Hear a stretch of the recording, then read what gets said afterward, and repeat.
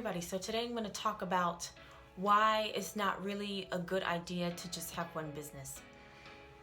It's very important to have as many businesses as you can, but make sure you outsource. So for instance, if I want to eventually distribute or create a travel business for Black entrepreneurs.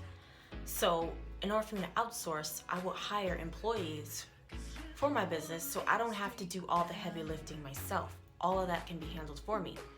And also other ways to, other than having your current business, or if you don't have a business at all, you can also invest. That can be like a mini business, Bitcoin, real estate, any kind of investing business would be great.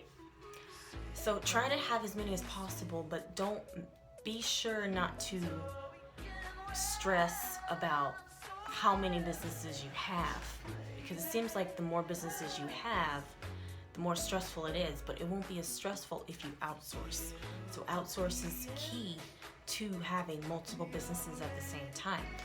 So I'll probably talk more about this topic in the future. So please subscribe below. If you have any questions or concerns, please comment below. And otherwise, have a nice day. Thank you very much. And thanks for watching. Bye.